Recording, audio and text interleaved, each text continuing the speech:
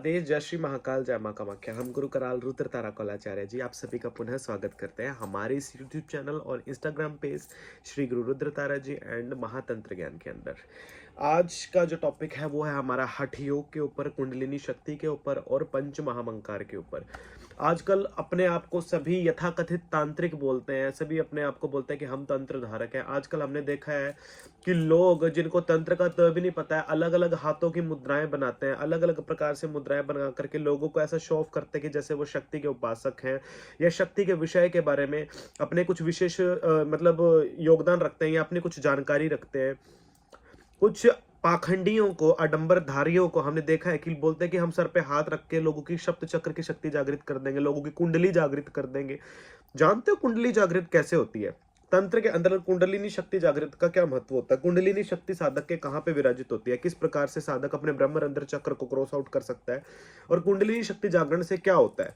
और किस प्रकार से साधक पंच मंकारों को तंत्र के माध्यम से कुंडलिनी शक्ति में और हठ योग के माध्यम में जोड़ सकता है?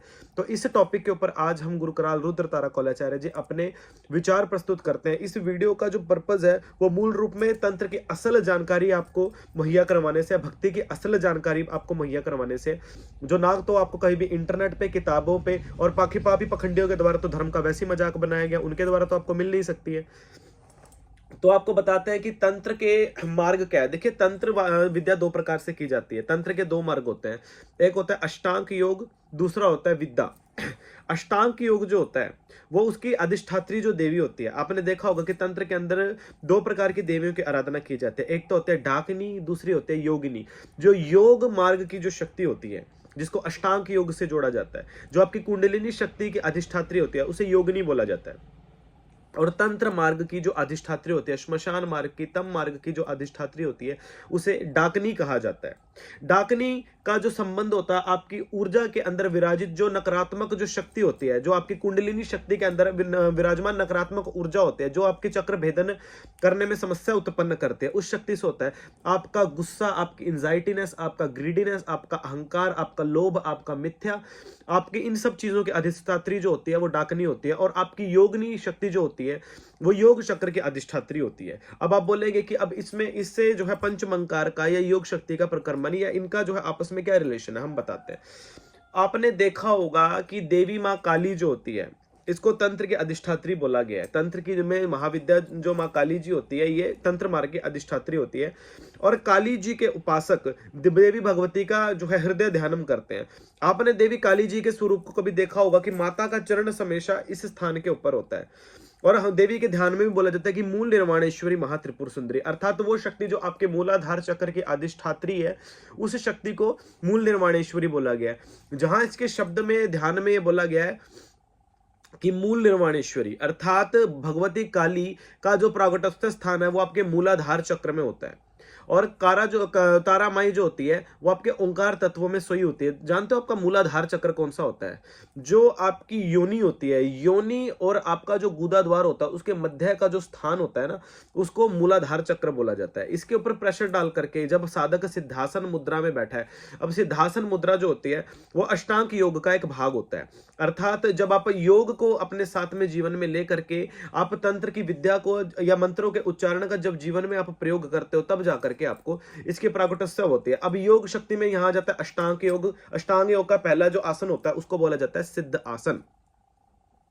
जब साधक सिद्ध आसन में बैठता है और गुरुओं के द्वारा तंत्र के अधिष्ठात्री डाकनी अर्थात डाकनी मार्ग के द्वारा, काली मार्ग के द्वारा साधक जब उस मंत्र का उच्चारण करता है और जब उसके चक्र के ऊपर प्रभाव पड़ता है तो उसकी जो रीढ़ की हड्डी होती है वो सीधी होती है और जिसका संबंध सीधा उसकी कुंडलिनी शक्ति से जागृत हो जाता है। जैसे आम भाषा में आपको हम समझाते हैं, बोलते हैं कुंडलिनी शक्ति जागृत उसकी हो सकती है जिसने एक बार में हजारों बार नाम जप कर लिया। अब आप बोलेंगे कि ऐसा पॉसिबल कैसे है? इसको एग्जांपल के साथ हम आपको समझाते हैं।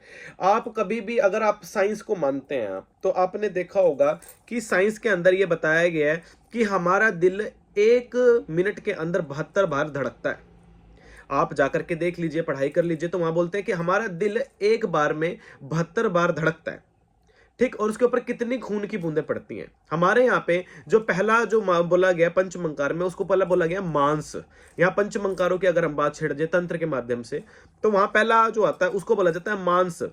मांस किसको बोला जाता है हमारे यहाँ जो सांसारिक मांस जो होता है इसे मांस नहीं बोला जाता है, हमारे यहाँ शरीर को मांस बोला गया। बोला जाता है, हमारे गुरु शब्दों में भी बोला जाता है कि हार्ड मांस का बना पुतला खेले पांच पचीसी माई। अर्थात जो शरीर है ना, जो हार्ड मांस का बना पुतला है, पंच महाभूत होते हैं, अग्नि तत्व, वायु तत्व, पृथ्वी पृथ्वी तत्व, आकाश तत्व, पांच तत्व का बना पुतला खेले पांच पचीसी में। अर्थात वो अपने गुरुओं के द्वारा, मतलब ये हार्ड मांस का पुतला ही है जो ये शरीर है, इन पंच महाभूतों के मध्य मतलब फंस करके रह जाता है। अगर ये पांच तत्व का पुतला, अगर इनमें से कोई भी एक तत्व अपना स्थान छोड़ जाए तो वहां पे ये जो हार्ड मांस का पुतला है वो कार्य करना बंद कर देता है। अगर आपके शरीर के अंदर पानी की कमी हो जाए, पानी यदि आपके अंदर से खत्म हो जाए तो आप बिल्कुल जो है मर जाओगे आप। हवा तत्व जो है होती है, अगर आपका हवा तत्व अपने अंदर से निकल जाए, आपको ऑक्सीजन ना मिले, आप मर जाओगे आप। तो मतलब पांच तत्व का बना पुतला खेले पांच पचीसी में। ये पांच तत्व का बना पुतला, हार्ड मांस का बना हुआ जो शरीर है, ये इन पांच जो महाभूत हैं, इन महाभूतों के अनुसार अपने आप को समा करके रखा हुआ। इसमें से अगर एक महाभूत भी अगर पीछे हट जाता है ना, तो वहीं पे ये हार्ड मांस का पुतला काम करना बंद कर देता है। इसलिए हमारे तंत्र में इसको मांस बोला गया। बोलते शरीर तत्व को मांस का टुकड़ा ही बोला जाता है हमारे यहाँ पे। और इस मांस के टुकड़े को उन पंच महाभूतों के अनुसार अपने आप को ढालने के लिए उसकी पहले प्रकृति को समझना पड़ता है। उस प्रकृति को समझने के लिए साधक को पहले अपने इस मांस को अपने गुरुओं के चरणों में देना पड़ता है, ताकि वो इस शरीर को मूल रूप में उसकी प्रकृति तक पहुंचाए जहां से इसकी उत्पन्नता हुई है। देखिए हमारे शरीर उत्पन्न किस चीज के लिए हुआ है? सिर्फ बच्चे पैदा करने के लिए, खाना खाने के लिए तो नहीं हुआ होगा। इस शरीर की उत्पत्ति भक्ति करने के लिए हुई होगी ना। तो इसका ज्ञान जब गुरु हमें सिखाते हैं, तब गुरुओं के द्वारा हमें गुरु मंत्र मिलता है। जब गुरु हमें इस हार्ड मांस के पुतले का रहस्य समझाते हैं कि ये हार्ड मांस का बना पुतला है, इसके सिवा इसकी कोई औकात नहीं है, तुम्हें गुरु मंत्र के द्वारा, गुरुओं के द्वारा दीक्षा स्वरूप में फालतू जो चीजें होती हैं, जो तुम्हारे पास एक्स्ट्रा होते हैं, गुरु उसका परित्याग करवा करके, एक तरफ रखवा करके तुम्हें भिक्षा स्वरूप गुरु मंत्र देते हैं। और उस गुरु मंत्र के माध्यम से जब तुम अष्टांग योग तुम करते हो, योग की शक्ति को साथ में मिलाते हो, और मूलाधार चक्र पे सिद्धासन मुद्रा तुम लगाते हो, और अपना जो है चक्र को बिल्कुल ब्रह्मरंध्र को सीधा रखते हो, रीढ़ की हड्डी को सीधा रखते हो, और फिर गुरुओं के द्वारा प्रथम महामंत्र जब आप उनसे प्राप्त करके उस मंत्र का आप जाप करते हो, तो यहाँ पे पहला मंकार पूर्ण हुआ मांस। फिर आता है मदिरा, मांस मदिरा। हमारे यहाँ पे मदिरा नहीं, दूसरा होता है मांस। फिर आता है मत्स्य, महामंकार में दूसरा जो होता है उसको मत्स्य बोला जाता है। यहाँ हमारे गुरु महाराज के द्वारा जो हमें बताया गया पंचमंकार का महत्व, कि यहाँ पे जो मदिरा, यहाँ पे जो मत्स्य बोला गया है ना, मत्स्य बोला जाता है, रेड ब्लड सेल्स होते हैं हमारे खून के अंदर। आपने देखा होगा कि आप अगर अपना ब्लड सेल्स का अगर आप टेस्ट करवाते हैं ना, तो उसके अंदर आपने देखा होगा कि आपके शरीर के अंदर रेड ब्लड सेल्स होते हैं, आपके अंदर येलो ब्लड सेल्स होते हैं। तो जो ब्लड सेल्स होते हैं ना, हमारे यहाँ इसको मछली बोला जाता है, तंत्र के अंदर इसको मत्स्य बोला जाता है। इस हमारे यहाँ पे ऐसा नहीं कि अगर पंचमंकार कोई करता है तो वो बाहर से नदी से कोई मछली पकड़ेगा, उसको भूनेगा, पकाएगा, ये देवी को ऑफर करेगा, नहीं, ऐसा नहीं होता है। पंचमंकार में जो मत्स्य बोला जाता है, वो इसको हमारे जो रेड ब्लड सेल्स या येलो ब्लड सेल्स होते हैं उसको मत्स्य बोला जाता है तंत्र में।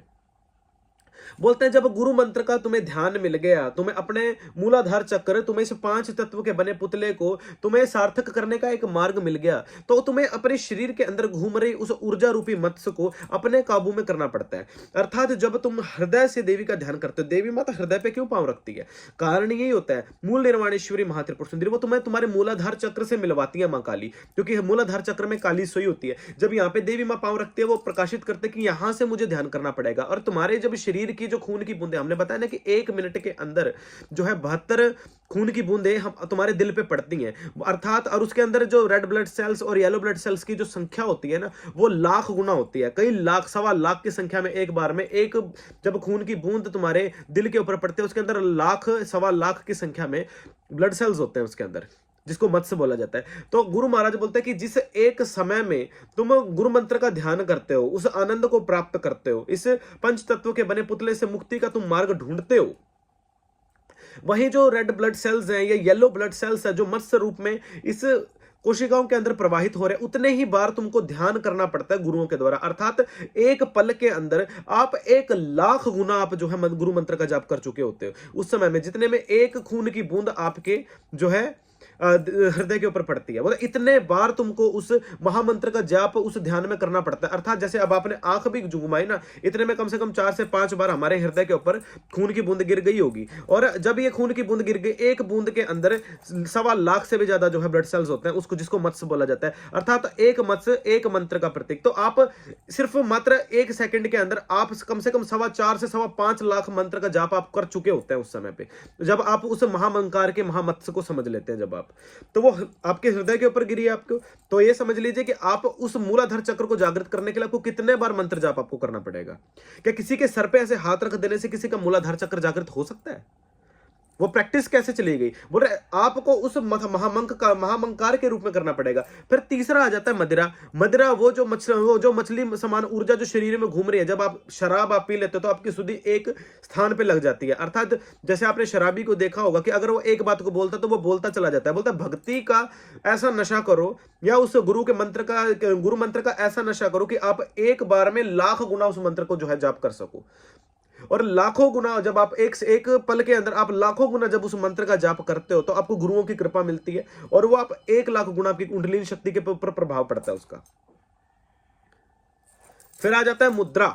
हमारे यहाँ पे तंत्र के अंदर ये संसारिक पैसे को मुद्रा नहीं बोला जाता। हमारे यहाँ पे जो मुद्रा बोला जाता है शारीरिक संरचनाओं को, यहाँ पे योग का प्रकरण माना जाता है। बोलते हैं शरीर के अंदर तत्व मुद्रा, प्राण मुद्रा, अत्रयान मुद्रा, अनामिक अद्यम्य मुद्रा, अंकुष्ठभ्य मुद्रा। तो ये मुद्राएं जो होती है ना यहाँ पे हमारे यहाँ, तो यहाँ पे इस मुद्रा का प्रयोग नहीं बोला जाता। हमारे यहाँ मुद्रा बोला जाता है शरीर के अलग अलग अंगों से अलग अलग प्रकार की मुद्राएं बनाना। धेनु मुद्रा, नाचार मुद्रा, सर्व प्रत्याहार मुद्रा, योनि मुद्रा। अर्थात उन मुद्राओं का आप जो संसार के अंदर आपको दिखाई नहीं देते, लेकिन भक्ति के अंदर जिन मुद्राओं का मूल रूप में प्रयोग होता है, आप उन मुद्राओं को, उस पूंजी को जब आप अपने पास एकत्र कर लेते, क्योंकि आपने इतने करोड़ों की संख्या में जब आपने मंत्र जाप कर लिया तो वो एक रूप में आपकी पूंजी एकत्र हो जाती है। उस पूंजी को जब आप अपने इन महामुद्राओं शरीर की योग शक्ति के साथ जब आप जोड़ देते हो तो वो मुद्रा महाशक्ति का रूप धारण कर लेती है। समझ गए? और फिर आ जाता है अंत में मैथुन। मैथुन बोला जाता है, जब आपने देखा होगा नारी और पुरुष जब अपने सहवास के या फिर अपने कामरती कार्य के जब अंतिम पड़ाव पे होते हैं, अर्थात आम भाषा में जिसको बोला जाए कि जब वो संबंध बना रहे होते हैं, जब उनका रसंकलन होने वाला होता है, तो तब उनको कितना आनंद आता है ये कार्य करके, उनको बहुत अच्छा फील होता है। बोलते हैं जब आप उस आनंद के लिए, आप कुछ समय के आनंद के लिए आप ये कामरती के कर्म करते हो, यदि यही आनंद, इससे लाख गुना ज्यादा आनंद आपको भक्ति करने में यदि मिल जाए, वो आनंद के सामने उस आनंद की क्या सीमा होगी? ऐसा आनंद जो आप संबंध बनाते हुए प्राप्त करते हो, उसके उस आनंद से 4000 गुना, 10,000 लाख हजार गुना जो है आनंद यदि आपको भक्ति एक नाम जप करने से अगर आपको मिल जाए तो उस आनंद की सीमा क्या होगी?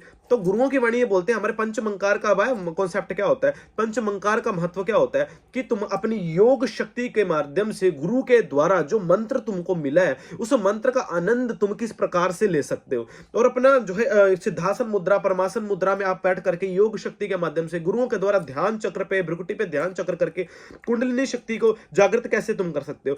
इसके लिए तुमको कितने लाख गुना, कितनी प्रैक्टिस तुमको करनी पड़ेगी, जब जाकर के आपका एक मूलाधार चक्र जागृत होता है। ये कॉन्सेप्ट सिर्फ एक मूलाधार चक्र को जागृत करने का होता है। उसके बाद होता है मणिपूर्ण चक्र, होता है अनाहत चक्र, होता है विशुद्ध चक्र होता है। इस प्रकार से सप्त चक्र एक एक करके जागृत होते हैं। सिर्फ एक मूलाधार चक्र को जागृत करने का हमने एक कॉन्सेप्ट बताया कि एक गुरु मंत्र के द्वारा एक सिद्धासन मुद्रा में बैठ करके जितनी बार आपके ऊपर, आपके दिल के ऊपर खून की बूंदें गिर रही हैं, उतनी ही बार आपको उसके अंदर 1.25 लाख की संख्या में आप जाप आपको मनी मन करना पड़ता है। आपको कितनी प्रैक्टिस की जरूरत होगी इस चीज के लिए कि आप इतने समय में इतना अधिक कर पाओ। तो कितने आपको मेहनत की जरूरत है इस चीज के लिए, कितनी आपको भक्ति करनी पड़ेगी, कितनी आपको हठ योग करना पड़ेगा, कितना परिश्रम करना पड़ेगा, कितना गुरु की वाणी पे ध्यान देना पड़ेगा, कितना भक्ति आपको करना पड़ेगा।